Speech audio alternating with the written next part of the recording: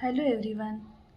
स्वागत है आपका हमारे चैनल जिसका नाम है स्टोरी टाइम में, जहाँ पे मैं सुनाती हूँ आपको ढेर सारी अच्छी अच्छी और प्यारी कहानियाँ। अगर आपको आज की कहानी पसंद आती है तो लाइक और सब्सक्राइब ज़रूर करिएगा। आज की कहानी बहुत ही अच्छी है, थोड़ी लंबी है लेकिन बहुत अच्छी है, ध्यान से सुनिएगा। अगर आप कहानी के शौकीन हैं तो ये कहानी ज़रूर आप सुनिएगा। तो स्टार्ट करते हैं। आज की कहानी का नाम है एक बहन का त्याग। इसमें हम बताएंगे कि अपनी एक बहन ने अपने भाई के लिए कितना त्याग किया है। तो शुरू करते हैं आज की कहानी। दोस्तों, पुराने समय की बात है। एक राजा और उनका एक मंत्री, वो दोनों कहीं जा रहे थे। तो रास्ते में जंगल पड़ता है और वहाँ पे वो पहुँचते हैं तो उसके बाद बहुत तेज़ आंधी तूफान आ जाता है। आंधी तूफान आने की वजह से वे रास्ता भूल जाते हैं और वहीं जंगल में फंस जाते हैं और उन्हें कुछ नहीं समझ में नहीं आता। तो वो एक पेड़ के नीचे बैठ जाते हैं दोनों और सोचते हैं कि ये आंधी तूफान थम जाए तो फिर हम किसी न किसी तरह रास्ता खोजने का प्रयास करेंगे। और आंधी तूफान रुकने का नाम ही नहीं ले रहा था। इतने में उनके सामने एक बुढ़िया दिखाई दी। एक बुढ़िया जा रही थी, वो दिखाई दी, जो लाठी ली थी, काफ़ी बुढ़ी हो गई थी। तो राजा ने कहा कि हे बूढ़ी माँ, आप कहाँ जा रही हैं? क्या हमारी तरह आप भी रास्ता भटक गई हो? बुढ़िया ने कहा, नहीं महाराज, मैं रास्ता नहीं भटकी, बल्कि यहीं पास में ही मेरा घर है जहाँ मैं जा रही हूँ। तो राजा ने कहा, बूढ़ी माँ, आप हमारी सहायता करिए और हमें राह दिखाइए। हम रास्ता भटक गए हैं और हम अपने महल की तरफ जाना चाहते हैं। तो बुढ़िया ने कहा, महाराज ठीक है, लेकिन आपको मैं रास्ता तभी बताऊंगी जब आप मेरे एक शर्त का पालन करेंगे। मेरी शर्त एक मानेंगे तभी मैं रास्ता बताऊंगी आपको। तो राजा ने बहुत सोचा। तो बुढ़िया ने कहा, आप ज़्यादा सोचिए मत, और रास्ता अगर नहीं जानेंगे तो यहीं जंगल में ही भटक भटक के मर जाएंगे। इससे बेहतर है कि आप मेरी शर्त मान लीजिए। तो राजा ने कहा, चलो ठीक है, बताओ अपनी शर्त। तो बुढ़िया आगे आगे चली जाती है और पीछे पीछे राजा और राजा के मंत्री दोनों जाते हैं। तो उसकी एक झोपड़ी थी।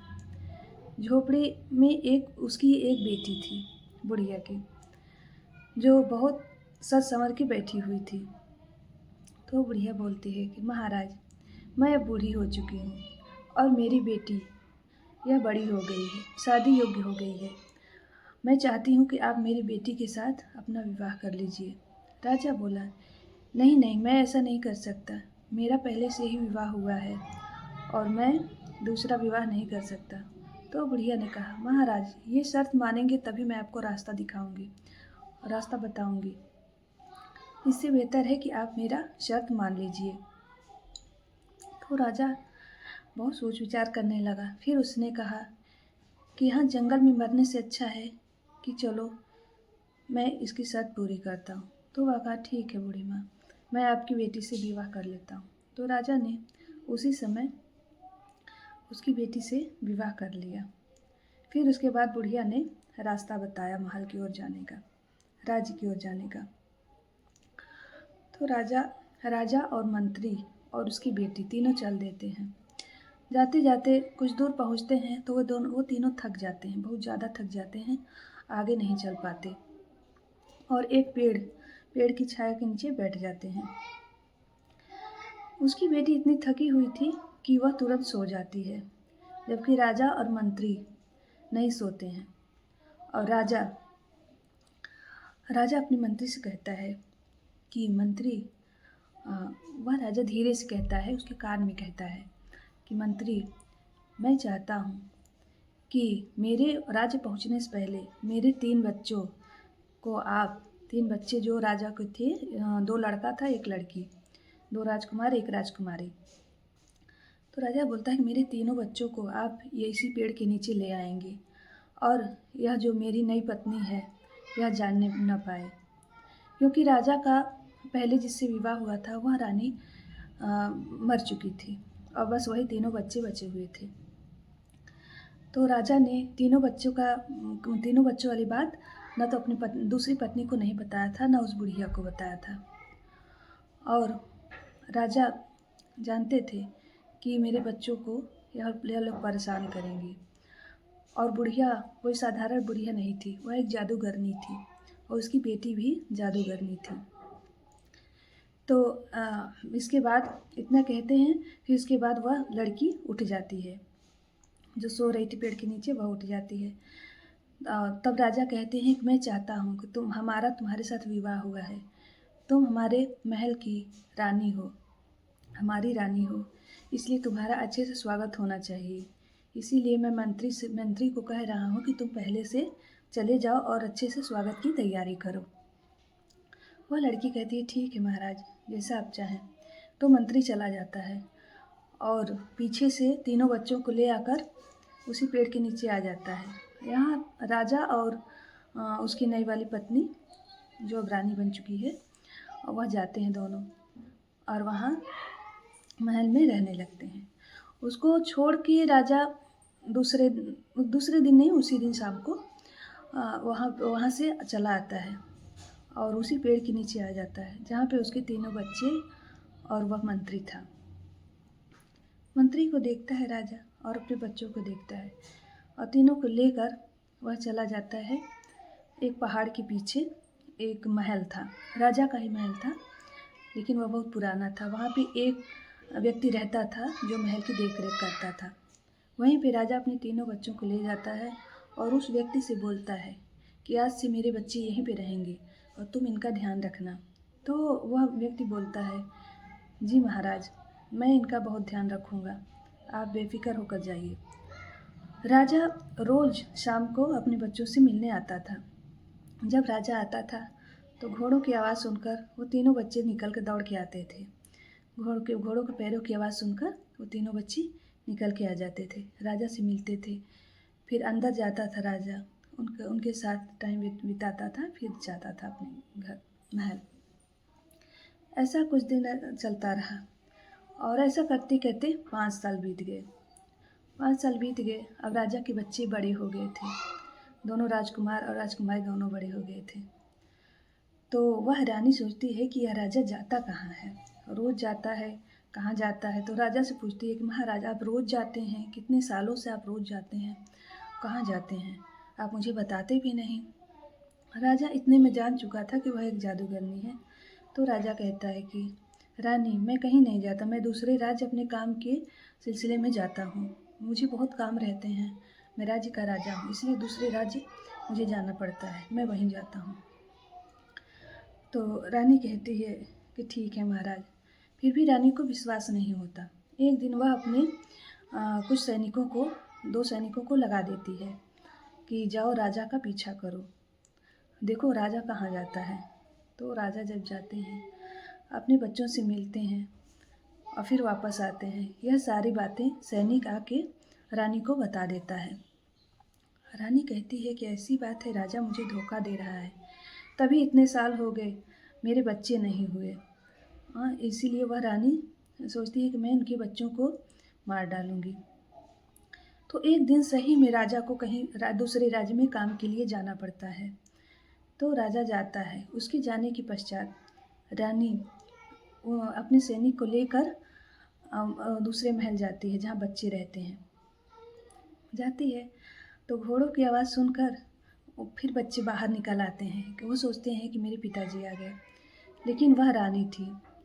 तो बच्चे देखते हैं और पूछते हैं कि मेरे पिताजी कहाँ हैं। तो वह रानी बोलती है कि कौन पिताजी, तुम्हारे कोई पिताजी नहीं है। इतना कह के वह रानी, जबकि वो तीनों बच्चे नहीं निकले थे उस समय, बड़ी वाली लड़की अंदर कुछ काम कर रही थी, जो राजकुमारी थी वह अंदर कुछ काम कर रही थी और इसमें बस दो राजकुमार ही निकले थे बाहर।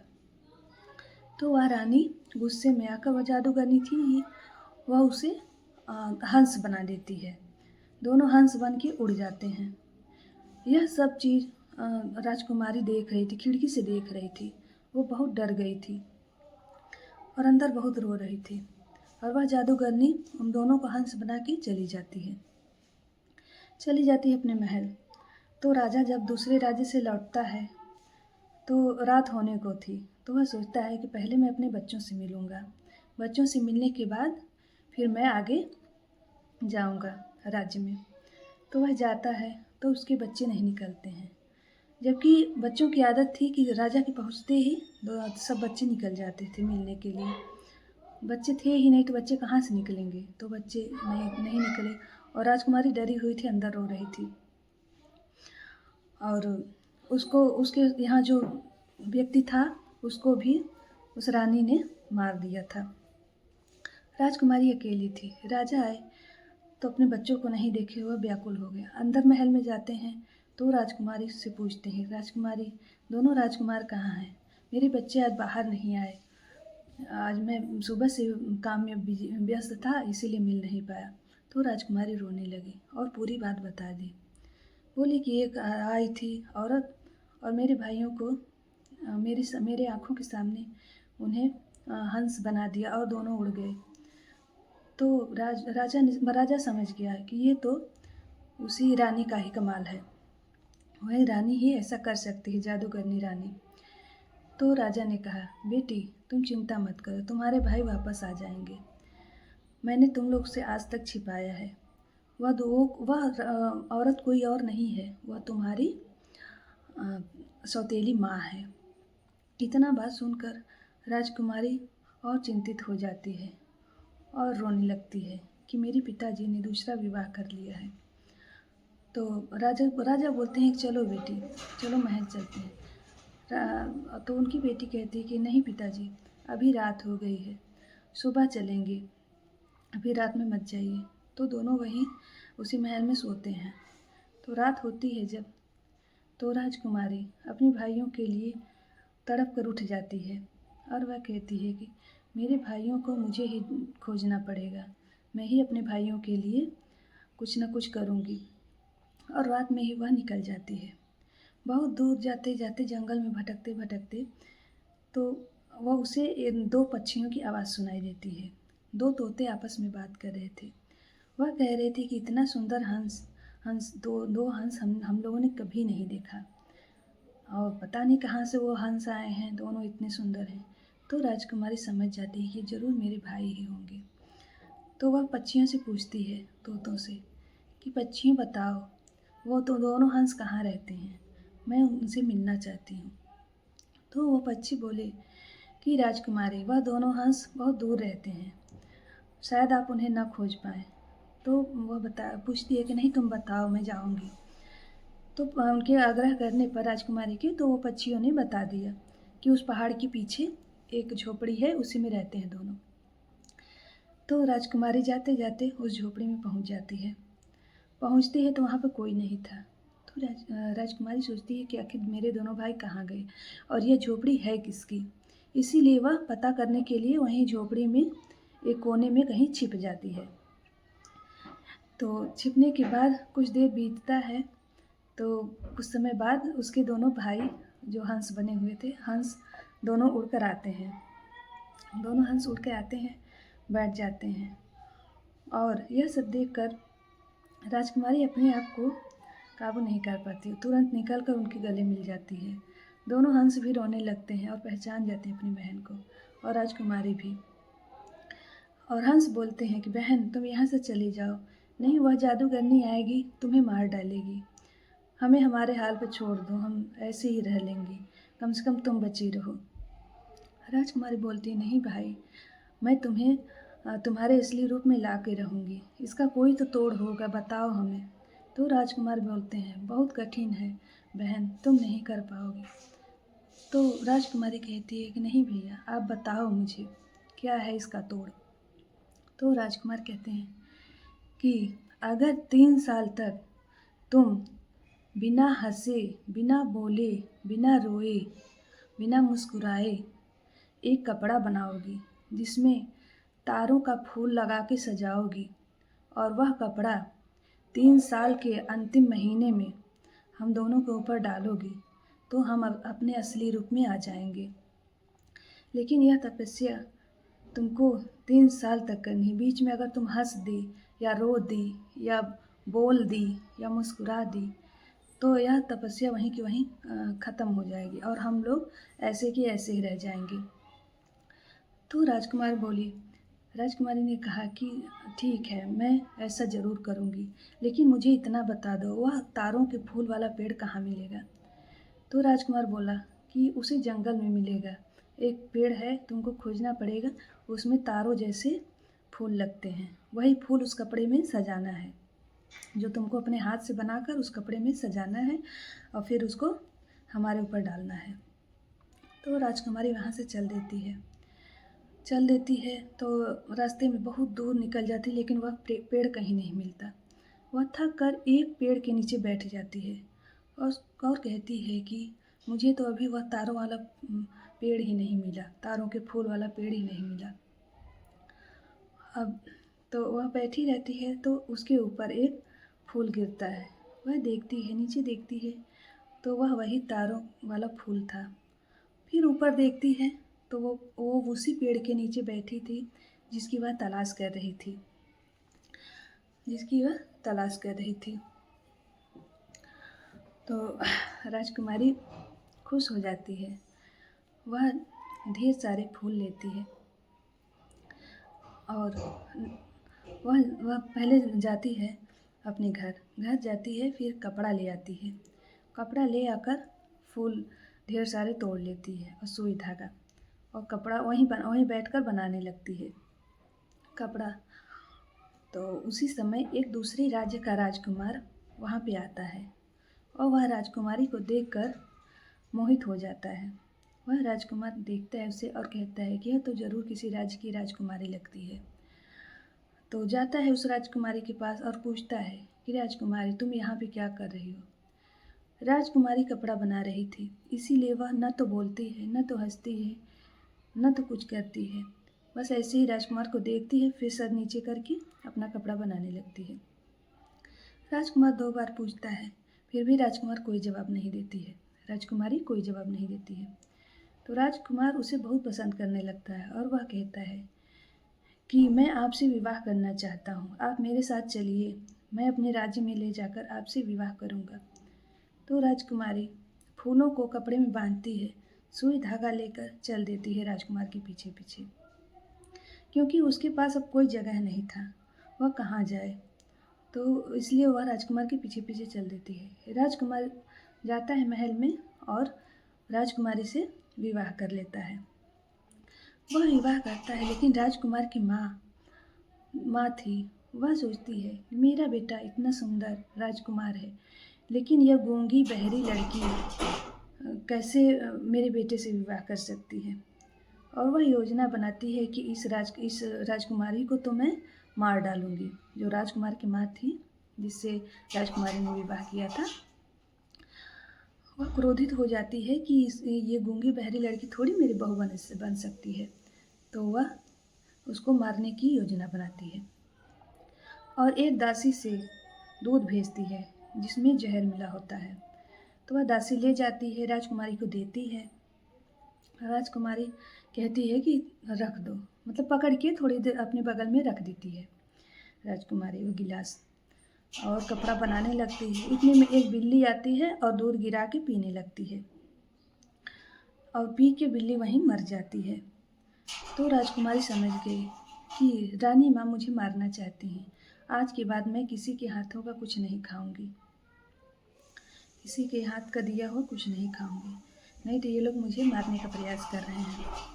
फिर ऐसे करते करते 1 साल बीतने को आया और राजकुमारी ने एक पुत्र को जन्म दिया।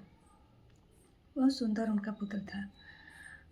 पुत्र को जन्म दिया तो रानी को पता लगता है कि राजकुमारी ने एक पुत्र को जन्म दिया है। रानी जाती है उनके पास और उसका बच्चा उठाती है और पटक देती है ज़मीन पे। बहुत खून निकलने लगता है बच्चे को और बच्चा मर जाता है।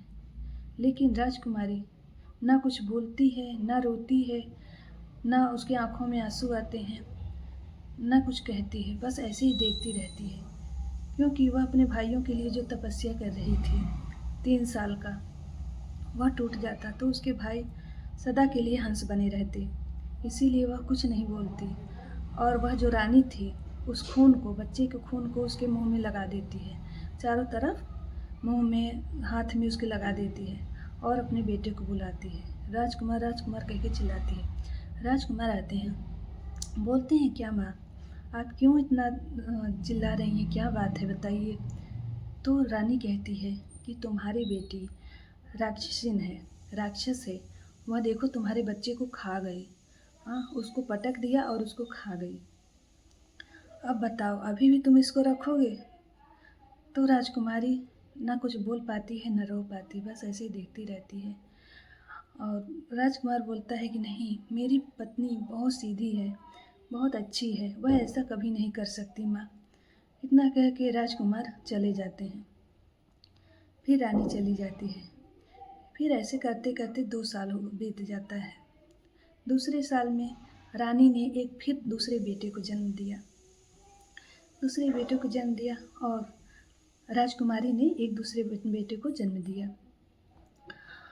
तो रानी, जब राजकुमार की माँ सुनती है कि उस राजकुमारी ने फिर दूसरे बेटे को जन्म दिया, फिर वह आती है और फिर उसका बच्चा उठाती है और ज़मीन पर पटक देती है। वह दूसरा बच्चा भी मर जाता है। राजकुमारी की आंखों के सामने उसका दूसरा बच्चा भी मर जाता है, लेकिन राजकुमारी रो भी नहीं पाती अपने बच्चे के लिए, ना तो कुछ बोलती है ना तो रोती है, कुछ नहीं कहती। और फिर रानी माँ ने राजकुमार को बुलाया, फिर वही बातें कही कि देखो, तुम्हारी पत्नी ने तुम्हारा दूसरा बच्चा भी खा लिया, अभी भी तुम इसको अपने घर में रखोगे? तो राजकुमार रोने लगता है कि नहीं, ऐसा नहीं हो सकता, मेरी पत्नी ऐसी नहीं है, मुझे उस पर बहुत भरोसा है। कह के राजकुमार चले जाते हैं। फिर ऐसा करते करते तीसरे साल बीतने को आया। 1 महीने बाकी थे। तो तीसरा साल बीतने को आया तो रानी ने एक तीसरे बच्चे को जन्म दिया। वह भी बेटा को जन्म दिया, पुत्र को। तो फिर वह रानी आती है। रानी सुनती है कि राजकुमारी ने बेटे को जन्म दिया। फिर वह आती है और उसका तीसरा बच्चा उठाती है। फिर उसको उठा के पटक देती है ज़मीन पर। उसका तीसरा बच्चा भी, राजकुमारी का तीसरा बच्चा भी मर जाता है। रानी ऐसे देखते ही रह जाती है, राजकुमारी ऐसे देखते ही रह जाती है। और रानी चिल्ला चिल्ला के बुलाने लगती है राजकुमार को, क्या हो राजकुमार, देखो, यह राक्षस तुम्हारे तीसरे बच्चे को भी खा गई। तो तीसरी बार राजकुमार बहुत रोता है और कहता है कि लगता है मेरी माँ सही सही कह रही हैं, अब तुम्हें इसकी सज़ा ज़रूर मिलेगी। तुमने हमारे 3 बच्चों को मार डाला और खा गई, अब तुम्हें इसकी सज़ा ज़रूर मिलेगी, अब तुम्हें जिंदा जलाया जाएगा। तो राजा के आदेश पर सैनिक राजकुमारी को पकड़ के ले जाते हैं। और तीसरे साल का अंतिम महीना था और राजकुमारी का कपड़ा भी तैयार हो गया था, उसमें फूल भी लग गए थे। राजकुमारी दोनों कपड़े अपने हाथों में ले लेती है और चिता की ओर जाने लगती है। चिता की ओर जाते समय वह बोल तो सकती नहीं थी, लेकिन आंख बंद करके अपने दोनों भाइयों को अपने मन से पुकारती है कि मेरे दोनों हंस भाई, तुम दोनों आ जाओ, अब तो मैं मर जाऊंगी चिता में जल के, लेकिन मेरी शायद यह तपस्या पूरी हो जाए और तुम दोनों को तुम्हारा असली रूप वापस मिल जाए। मैं तुम्हारे पास नहीं आ सकती, लेकिन तुम दोनों आ सकते हो। तो उसके दोनों हंस भाई उसके दिल की आवाज़ सुन लेते हैं और वह दोनों उड़ के आते हैं। आते ही राजकुमारी दोनों कपड़े दोनों के ऊपर फेंक देती है और दोनों हंस से राजकुमार बन जाते हैं, खूब सुंदर सुंदर राजकुमार बन जाते हैं। और वो दोनों बोलते हैं कि महाराज, हमारी बहन निर्दोष है, हमारी बहन ऐसी नहीं है, वह बोल सकती है, वह गूंगी बहरी नहीं है। तो दोनों राजकुमार ने पूरी बात बताई कि हमारी बहन ने हमारे लिए कितनी बड़ी तपस्या की है। तो इतना सुनकर वह राजकुमार, जो राजकुमारी का पति था, वह बहुत रोता है। फिर पूछता है कि तब हमारे बच्चों को किसने मारा? तो राजकुमारी बताती है कि आपकी माँ ने मारा, लेकिन मैं कुछ बोल नहीं सकती थी। तो राजकुमार कहता है, इतनी बड़ी तपस्या, इतना बड़ा त्याग अपने भाइयों के लिए तुमने किया है। अब मेरी माँ झूठी थी, इसीलिए मेरी माँ ही अब राज्य में अकेली ही रहेगी। हम दोनों लोग चलो कहीं चले जाते हैं। राजकुमारी कहती है, नहीं महाराज, नहीं ऐसा मत करिए। माँ बहुत अच्छी होती हैं। हमारे पास माँ नहीं थी, इसीलिए हम माँ को नहीं जानते। लेकिन आपकी माँ है, आप उनका कदर करिए और उन्हें अपने साथ रखिए और इसी महल में रहिए। तो राजकुमारी को देखकर राजकुमार बोलता है कि देखो, यह है मेरी पत्नी, कितनी दयावान है, कितनी सहनशील है, कितना बड़ा इसने त्याग किया है अपने भाइयों के लिए। इसके बाद वह राजकुमारी अपने दोनों भाइयों के साथ, राजकुमार के साथ उसी महल में रहने लगती है। और उनकी रानी माँ भी खुश हो जाती हैं जब यह सुनती हैं कि मेरी बहू गूंगी बहरी नहीं है और वह कितनी बड़ी तपस्या कर रही थी। और सभी लोग राजमहल में अच्छे से रहने लगते हैं। तो यह रही कहानी। आप लोग को कैसी लगी? एक बहन की त्याग की कहानी। इतना बड़ा त्याग उसने किया। अगर कहानी अच्छी लगी हो तो लाइक करिएगा। तो ठीक है, हम चलते हैं और फिर मिलते हैं नई कहानी के साथ।